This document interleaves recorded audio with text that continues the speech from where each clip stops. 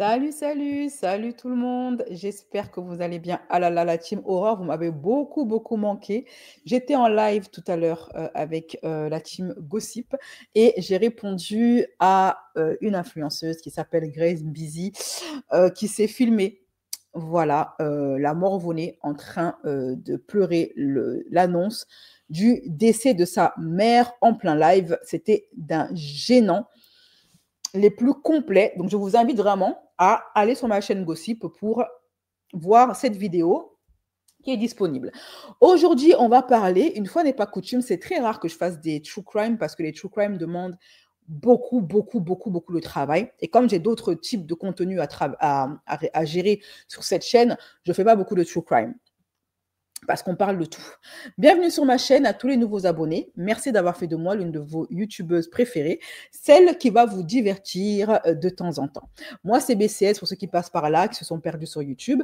Je souhaite un très bon appétit à ceux qui sont en train de manger. Aujourd'hui, on parle de True Crime. On parle d'une affaire assez rocambolesque. Je n'en aurais pas parlé si ce n'était pas aussi ironique. Vous m'excuserez si je ne donne pas ces RIP à ce jeune homme qui nous a quittés.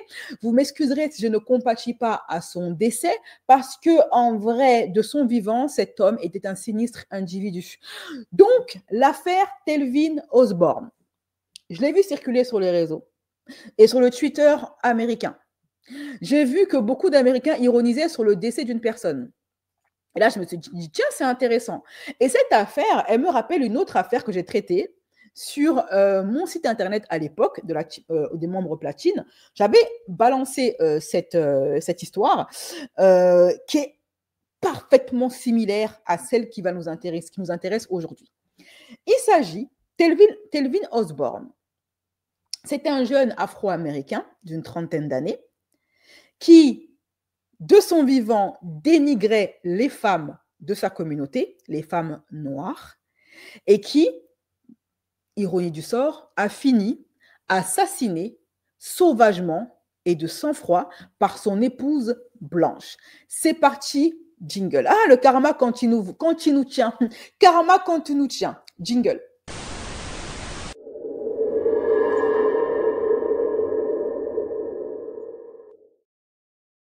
Telvin Osborne, c'est lui. Cette histoire, je ne sais pas s'il y en a parmi vous qui en ont entendu parler. N'hésitez pas à me le dire en commentaire si vous avez déjà entendu des échos de cette affaire qui a fait énormément parler dans le Twitter américain lorsque c'est sorti. Bien évidemment, il ne s'agira pas ici de se moquer du décès de quelqu'un, mais juste de souligner à quel point la vie peut avoir le sens de l'humour. Voilà. Ce jeune homme-là, il est né le 16 septembre 1994, à Midville. Ses parents, sa mère s'appelle Shirley Ann Rakin et son père s'appelle Larry Donnell Osborne. Ensemble, son père et sa mère, à ce fameux Telvin, ils ont eu 9 filles et 2 garçons. Telvin, au moment de son décès, il avait 30 ans.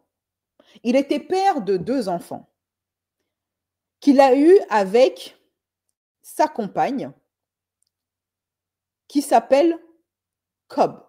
Une très belle jeune femme, ma foi, mais elle s'appelle Anan. Cobb, âgée de 25 ans, est la fille d'un policier. Qui est son papa, on ne sait pas trop, mais ça peut être important pour la suite.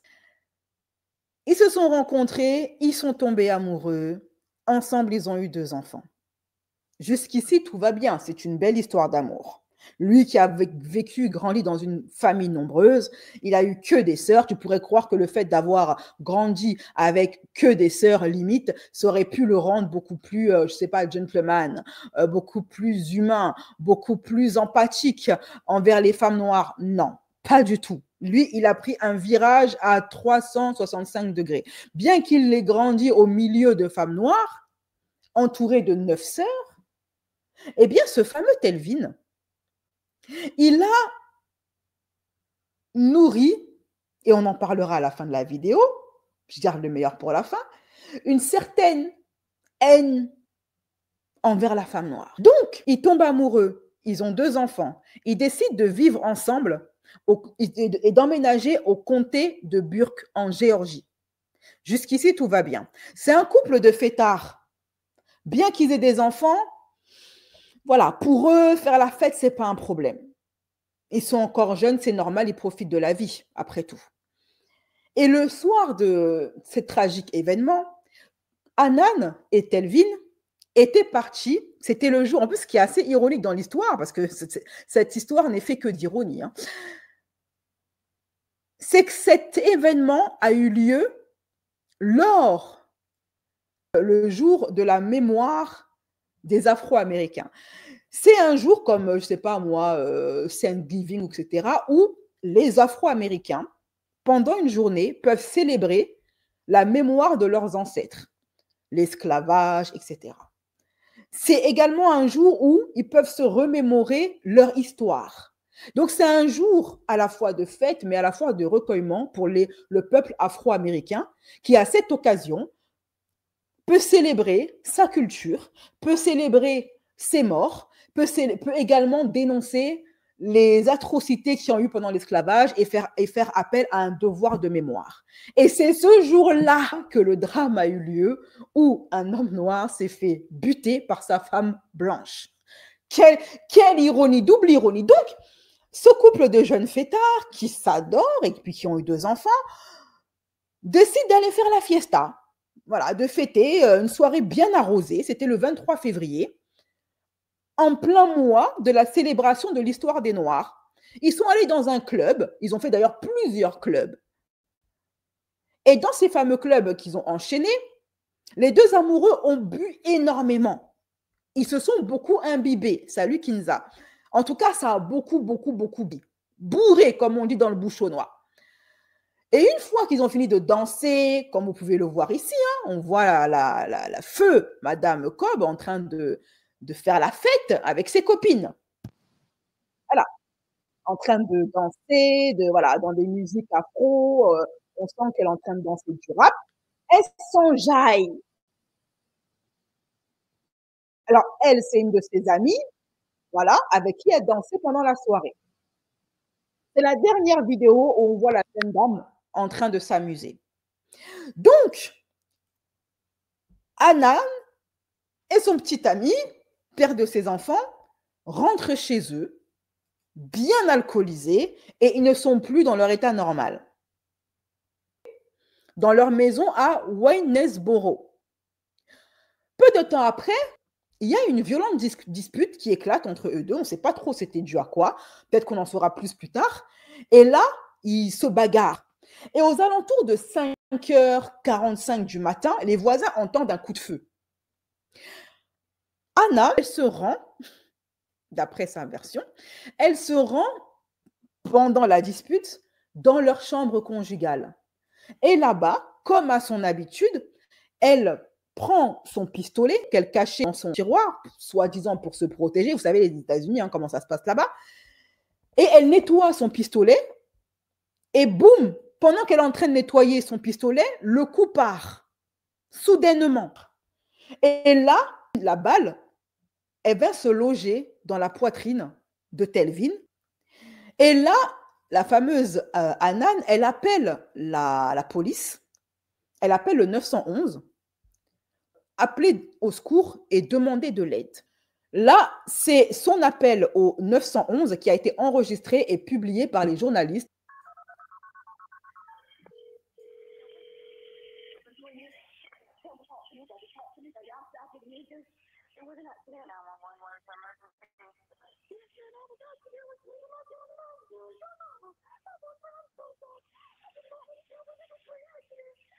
D'accord, attends, quelle est l'adresse? Quoi? Mon chéri, il respire. Quelle est l'adresse?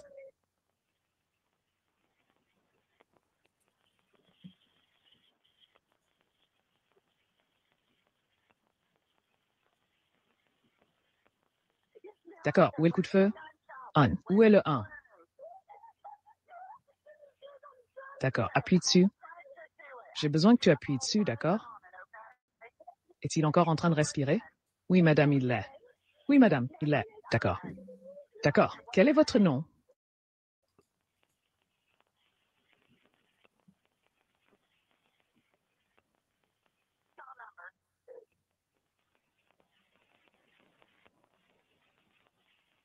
Prenez une respiration pour moi. Prenez une respiration.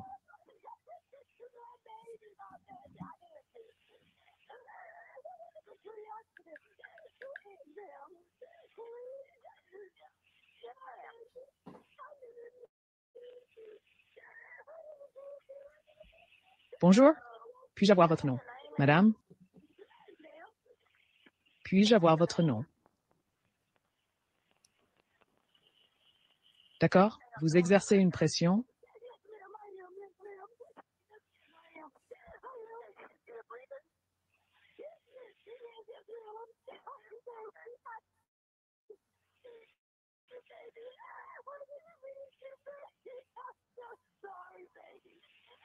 Donc là, elle dit oui, bébé, je suis désolée, mon bébé est décédé, elle pleure, mon bébé, je m'excuse, pendant qu'elle lui fait les soi-disant premiers gestes de premier secours. Mon bébé, je m'excuse, oh là là, mon bébé, au secours, aidez-moi, c'est ce qu'elle est en train de dire. Hein.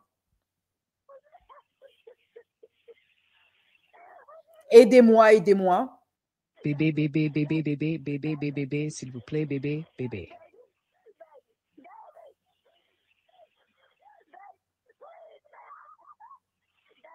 Oui, madame, sortez là, d'accord? Toute cette fête. D'accord, s'il vous plaît, bébé. S'il te plaît, bébé, parle-moi. Parle à Dizzy. Oui, madame. Je sais pas s'il respire. Il s'en va vraiment. Femme. Oui, madame. Oui. Tout ce que vous pouvez faire pour l'instant, c'est maintenir la pression. D'accord? Oui, madame.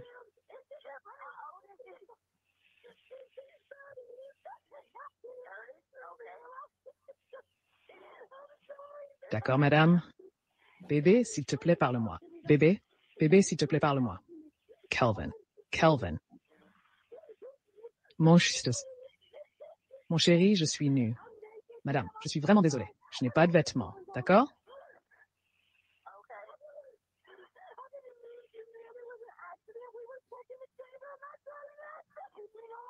Je suis vraiment désolée.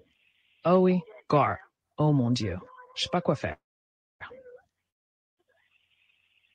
Puis-je oublier? Tu as dit de mettre des vêtements. Tu n'en as pas, madame. Je l'ai raté. Je suis vraiment désolée. Je te dis de mettre des vêtements. D'accord? Oui, madame, je comprends. Calvin. Kelvin a dit, tu sais, pression directe dans la pièce, d'accord? Oui, madame. Oui. Calvin. Calvin. Calvin. Calvin. Shelby. Kelvin, s'il te plaît. Calvin. Calvin. S'il te plaît, mon chéri. S'il te plaît, mon chéri. Je suis désolé. Kelvin, quelqu'un est sur les lieux.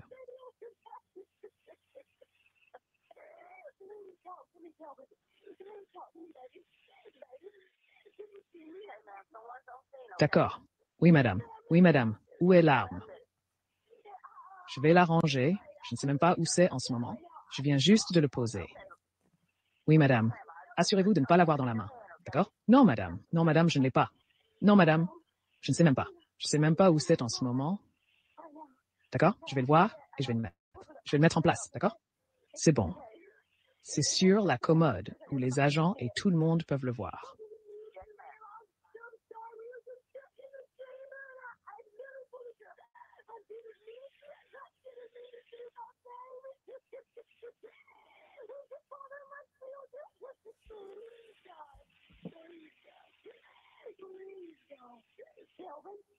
Bébé, j'ai besoin que tu me parles. Bébé, s'il te plaît, est-ce que tu m'entends? Dis oui. Dis oui, bébé.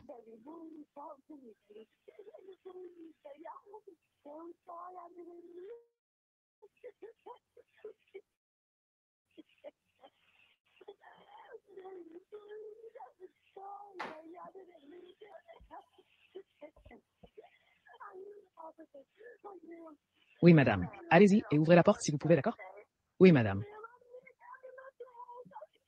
Oui, oui, madame, je comprends. Essayez de prendre une chemise ou quelque chose et ouvrez juste la porte, d'accord? Oui, mademoiselle.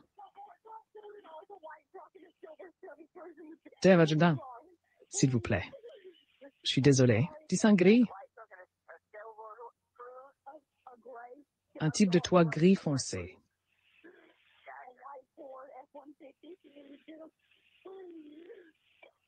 Kelvin, mon chéri. Mon chéri. Mon chéri. 1, 2, 3. 3, 4, 5, 8, 7, 8. Donc là, elle est en train de lui faire les, vous savez, qu'on appelle ça, le massage cardiaque.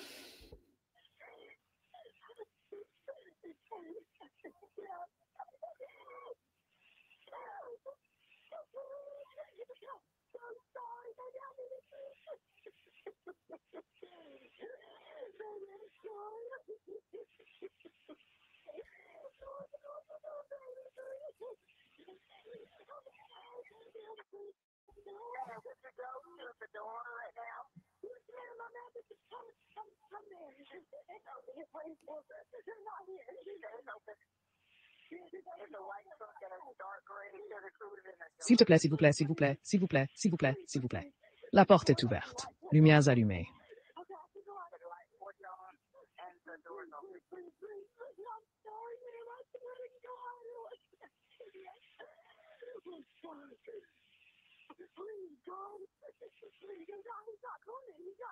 Je ne sais pas où il est. Contournez. Elle lui dit de contourner. Contournez. Contournez, s'il vous plaît.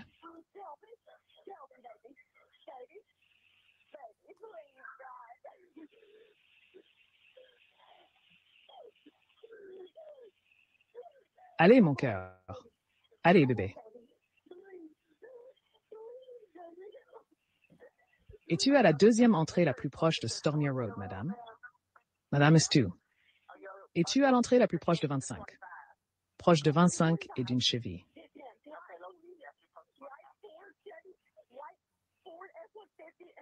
Trois et d'une cheville. Oui, madame. Je suis vraiment désolée, bébé. Je ne voulais pas. Tu regardais juste?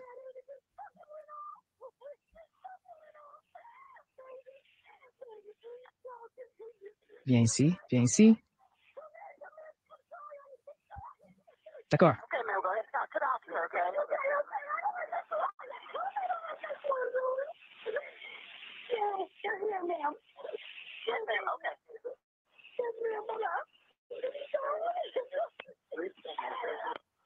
Et juste après son appel, les secours sont très, très rapidement arrivés pour venir en aide à Telvin et lui sauver la vie éventuellement. Il a été amené à l'hôpital, mais malheureusement, arrivé à l'hôpital, il n'a pas survécu à ses blessures et il est décédé. Dans un premier temps, la police a pris la déposition de Hanan qui lui a expliqué que tout ceci n'était qu'un malheureux accident. Donc, dans un premier temps, la police, elle a cru la version des faits de Hanan Cobb, sauf que après enquête, le shérif Alfonso Williams a affirmé que c'est bizarre cette histoire, le coup ne pouvait pas être accidentel. C'est pas possible. Après avoir fait sa petite analyse de la scène du crime, de la trajectoire, ils se sont dit non, ce coup ne peut pas être accidentel. Ça ne peut pas être dû à une arme qu'on était en train de nettoyer et boum, le coup est parti sans qu'on fasse exprès. Il y a forcément quelque chose de volontaire derrière. Et d'ailleurs, le shérif a décrété lors de la conférence de presse qu'il n'y a aucune preuve que quelqu'un ait tenté de nettoyer cette arme. Alors du coup, maintenant, elle a été, on va dire, inculpée, elle est inculpée pour homicide. Mais peut-être volontaire. L'affaire est en cours. Je ne peux pas encore me prononcer par rapport à ça. En tout cas, quoi qu'il en soit, la petite amie de Telvin est actuellement détenue. Elle a été détenue au centre du comté de Burke, sans caution. Elle est maintenant accusée de coups et blessures simples, de violence familiale, de conduite imprudente, en lien justement avec la fusillade. Burke est en prison ce soir, accusé d'homicide involontaire. Cela s'est produit dimanche sur Four Points Road à Waynesboro. Les enquêteurs disent que Hannah Cobb a eu une altercation avec Telvin Osborne lorsqu'une arme a été dégainée et qu'Osborne a été blessé par balle. Il a été déclaré mort sur les lieux. Le shérif, Alfonso Williams, dit qu'ils obtiennent encore des mandats de perquisition, mais il dit que cette fusillade n'était pas accidentelle et que Cobb pourrait faire face à d'autres charges. Les infractions commises avant le tir de l'arme... C'est lui le shérif, hein, le shérif qui est chargé de l'affaire. À feu comprenait des coups simples, de la violence familiale et une conduite imprudente. Il est imprudent de sortir de boire et ensuite d'introduire une arme à feu dans une dispute.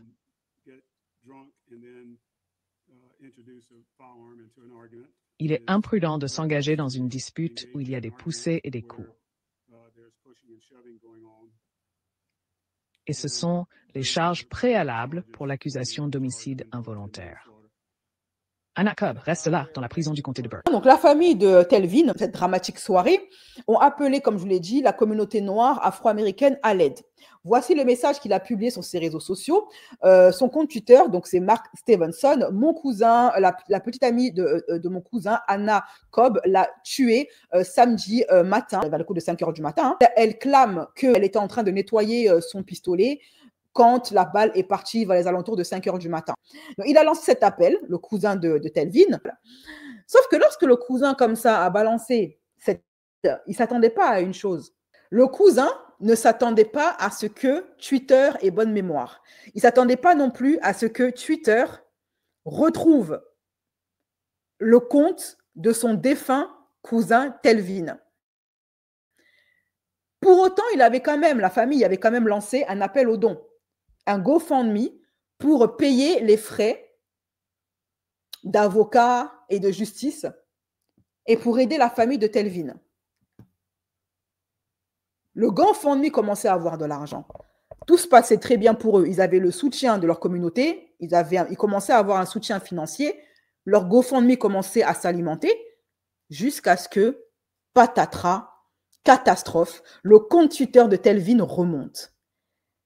Et c'est là où on a découvert les sombres idées de ce fameux Telvin avant son décès.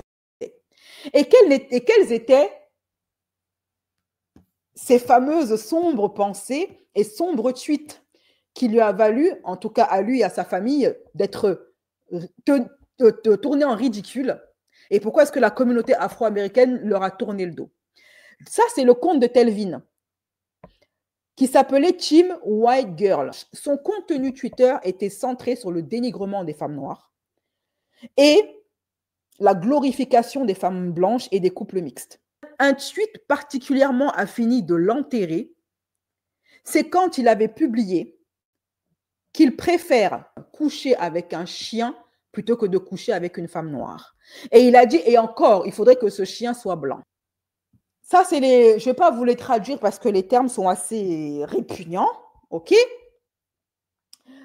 Mais là, par exemple, il est en train de s'adresser aux femmes blanches en disant « ferme les yeux » et puis prononce les mots Bangala noir, Bangala noir, Bangala noir. Ça, c'est ce qu'il écrit sur son compte Twitter. Donc, ces tweets incendiaires lui ont valu aujourd'hui de se retrouver dans la sauce post-mortem. D'ailleurs, même un membre de sa famille a fini par lui tourner le dos en disant ceci. « Je ne cautionne absolument pas. Je suis peut-être triste de son décès, mais je ne peux pas soutenir un homme qui a dénigré les femmes noires de son vivant. Je ne peux pas soutenir une personne qui souffre d'un tel complexe d'infériorité vis-à-vis des Blancs au point de dénigrer les femmes noires. Moi, je me désolidarise de ça. » Ça, c'est le message que Rocco Dadon Jones, un membre de sa famille, avait posté. Et il me semble que c'est son propre frère qui avait posté ça en disant « Je me désolidarise de Travis ». Il est allé beaucoup trop loin dans ses propos vis-à-vis des femmes noires. Là, il remercie le Seigneur d'avoir fait d'elle, de femme blonde et blanche, son épouse, sa moitié. Je remercie le Seigneur de m'avoir béni d'une femme blonde, d'une jolie femme blonde. Photo de lui qu'il a affiché sur son compte Twitter avec des jeunes filles blondes avant qu'ils se mettent en couple avec Anan. Donc, il a le droit d'aimer les femmes blanches, il a le droit de les préférer, il n'y a pas de problème. Mais par contre, ce que les gens lui reprochent, c'est ce tweet. Je préfère coucher avec un chien plutôt que de coucher avec une femme noire. Et encore, il a dit femme noire avec une insulte derrière, que je ne vais pas vous traduire. Et il dit, et encore, il faudrait que le chien soit blanc aussi, pour que je couche avec ce chien. C'est-à-dire qu'aux yeux de ce fameux Telvin, la femme noire avait moins de valeur qu'un animal. Et encore, pas n'importe quel animal, un animal de couleur blanche. Parce que même un animal noir, Pour lui, ça n'en valait pas la peine. Donc, suite à ça, beaucoup d'internautes se sont moqués de lui et le GoFundMe est resté au point mort. Plus personne n'a mis un seul centime dans son GoFundMe. Les Américains se sont désolidarisés de lui. Ils lui ont dit débrouillez-vous avec votre problème, votre gars, on ne le soutient plus. On l'a soutenu jusqu'à ce qu'on apprenne ce qu'on a appris sur lui. Il dénigrait les femmes noires, il s'est fait tuer par une femme blanche, chacun ses problèmes, alors là, tu te débrouilles. Il faut savoir que la famille, dans le plus grand des culots, quand l'affaire s'est retournée contre Telvin pour les propos qu'il a tenus de son vivant sur sa communauté et particulièrement sur les femmes noires, ils ont quand même eu l'audace de reprocher au peuple afro-américain de leur tourner le dos. Pour eux, certes, Telvin était un homme complexé qui dénigrait les femmes de sa communauté, mais quand même, il mérite du soutien. Selon la famille de Telvin, sauf son frère, qui est le seul qui semble lucide dans cette affaire, Telvin se doit d'être soutenu juste parce que c'est un homme noir et que son bourreau est une femme blanche. Donc, le simple fait qu'il soit noir, d'après la famille de Telvin, devrait suffire à ce que les Afro-Américains le soutiennent. Nonobstant ces propos dénigrants que, selon la famille de Telvin, les Afro-Américains devraient mettre de côté et pardonner à leur frère Telvin. Sauf que les Américains, ils ont dit non, on ne pardonne pas, ni pardon, ni oubli. Débrouillez-vous avec votre frère. Vous n'avez qu'à mieux l'éduquer de son vivant. D'ailleurs, cette affaire, elle en rappelle une autre. C'était exactement les mêmes circonstances. Une affaire que j'avais traitée sur mon site internet qui concerne exactement le même type de profil. Pour exactement la même histoire. Et rebelote, et rebelote, et rebelote. Cet homme qui avait été tué par sa petite amie, qui était un modèle OnlyFans, qui avait tiré sur lui à plusieurs reprises dans l'hôtel où il séjournait depuis quelque temps. Ce même homme qui dénigrait les femmes noires de son vivant. Le même homme qui avait reçu le soutien de sa communauté lorsqu'on a appris son décès, ou plutôt son meurtre, mais qui finalement s'est vu tourner en dérision. La communauté afro-américaine lui a tourné le dos quand ses tweets incendiaires vis-à-vis des femmes noires sont remontés à la surface. Les Américains et les Américaines lui ont dit, alors là, tu te débrouilles. On ne te soutient plus, on s'arrête ici. Et encore une fois, comme à chaque fois, la famille de ce jeune homme avait osé reprocher aux Afro-Américains de ne pas soutenir leur frère. Et ils avaient demandé aux Afro-Américains de faire comme s'ils n'avaient rien vu. Comme si, bon, certes, il était méprisant et dénigrant vis-à-vis des femmes noires, mais faites comme si vous n'avez rien vu. Continuez à le soutenir, continuez à alimenter le GoFundMe, continuez à demander justice. Cette histoire a été étouffée dans l'œuf à partir du moment où la communauté noire a tourné le dos. Alors qu'avant ça, l'enquête était en train d'être faite, d'être accélérée. Les médias en parlaient, la famille avait été reçue par les médias en interview, ça faisait du bruit, ça faisait parler. Parce qu'un homme noir tué par une personne blanche, forcément aux États-Unis, ça passe pas. Mais là, il se trouve qu'on avait affaire à des Yabombanania, des Renois complexés, qui dénigraient les femmes de leur communauté et qui n'ont eu que ce qu'ils méritaient, le retour de bâton. Mes chéris, je vous fais des gros bisous. Prenez soin de vous et à très bientôt pour un prochain live. True Crime, peut-être, peut-être pas, mais je vous dois un live sur l'actualité du moment et je vous dois également un live chit-chat libre antenne. La version intégrale de ce live, bien évidemment, sera disponible pour les membres Youbist et les membres Platine et la version courte, non intégrale, sera disponible pour la team gratuité dans un instant. Prenez soin de vous et à très bientôt.